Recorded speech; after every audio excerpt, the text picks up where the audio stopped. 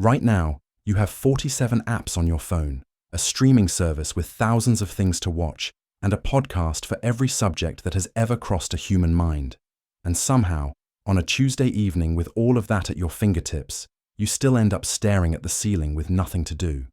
So here's the question nobody thinks to ask. What did ancient humans do when they were bored? Not medieval people, not ancient Romans. We're going back further than any of that. 100,000 years, 200,000 years. Back to a time before writing, before cities, before agriculture, before anything we would recognize as civilization. Just people, sitting in the dark, with nothing. For a long time, researchers assumed the answer was simple. Ancient humans were too busy surviving to get bored. Every waking hour was hunting, foraging, building shelter, running from things that wanted to eat them. There was no downtime to speak of. But that assumption turned out to be wrong. In 1966, anthropologist Marshall Sahlins published a paper that overturned nearly everything. He had spent years studying the Kung people of the Kalahari Desert, one of the last groups still living something close to the original human way of life. What he found was that they worked roughly 15 to 20 hours per week. Not per day. Per week. The rest of the time, they rested, talked, sat in the shade, and did nothing in particular. Sahlins called them the original affluent society. Not because they had things, because they had time. So the question isn't whether ancient humans got bored. The question is, what happened when they did? The first answer is the one that seems obvious until you think about what it actually means. They played.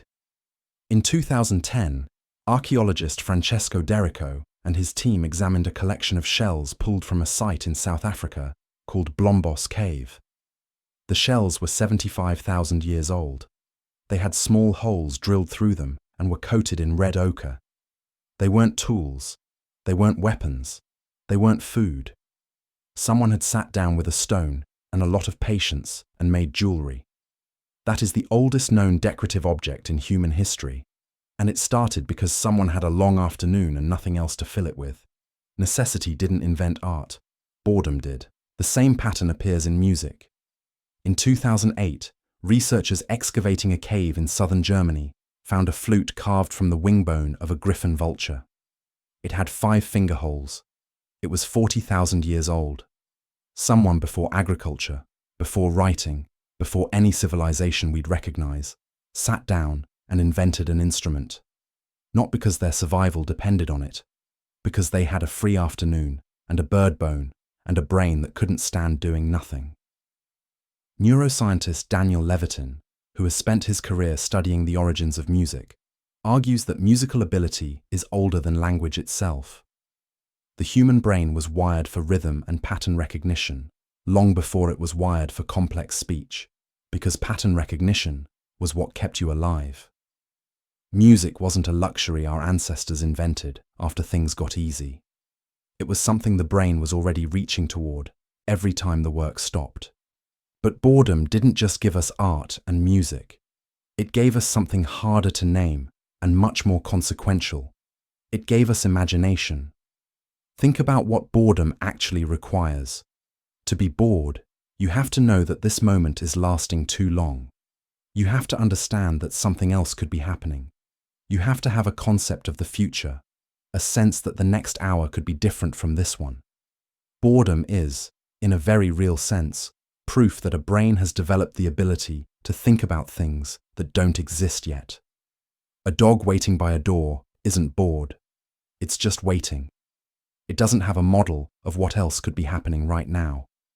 But a human sitting at the mouth of a cave 100,000 years ago, staring into a fire, starts to wonder. What if the hunt goes wrong tomorrow? What's making that sound in the dark? What's on the other side of the mountain? Where do we go when we die? Every question religion has ever tried to answer.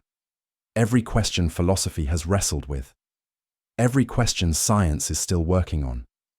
All of them started the same way. Someone had nothing to do, and their mind started moving on its own.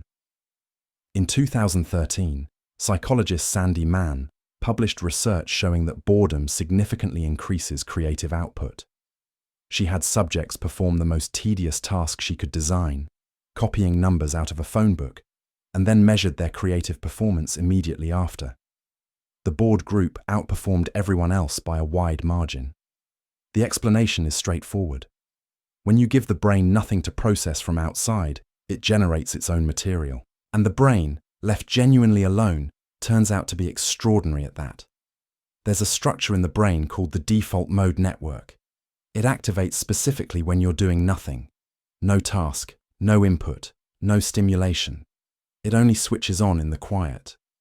Modern neuroscience has given it a clinical name, but for 300,000 years it was just called sitting still. Your ancestors didn't have a framework for what was happening when they let their minds wander into that open space. They just knew it felt different from working, and they made time for it every single day, because the work was done and the sun was still up, and there was nothing else that needed doing right then. But there's one more thing ancient humans did when they were bored, and it's the one that mattered most. They talked. Not about logistics, not about where the good routes were or which direction the herd had moved. Anthropologist Dunbar, the same researcher who found that human social groups naturally cap at around 150 people, spent years studying what humans talk about when they're not talking about anything important. His finding: roughly 65% of all human conversation is social gossip. Who did what? What happened to someone you both know? Who said something worth repeating? This sounds trivial. It wasn't.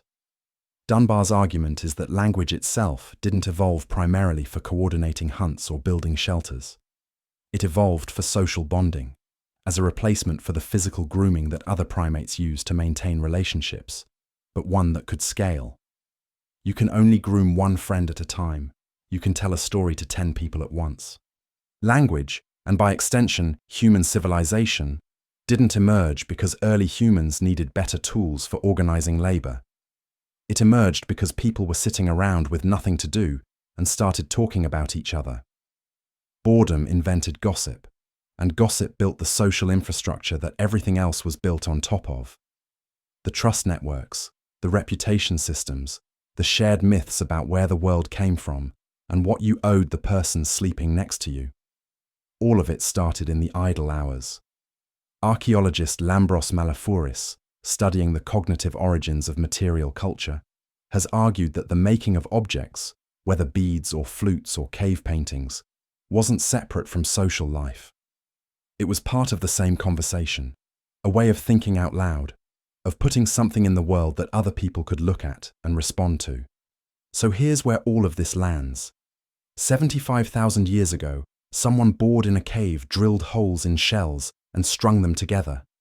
40,000 years ago, someone bored in a different cave shaped a bone into an instrument and figured out how to play it. And somewhere in between, people sitting around fires with nothing particular to do started asking questions that had no answers yet, about death and the sky and what happens after. Some of those questions became religion, some became science, some became art. Modern psychology has a term for what happens when you eliminate boredom entirely: cognitive overload. When every moment is stimulated, the brain never gets the chance to do what it does best in the silence: processing, connecting, creating. The default mode network stays dark. We spent 300,000 years learning to fill silence with something meaningful. Then we invented the smartphone.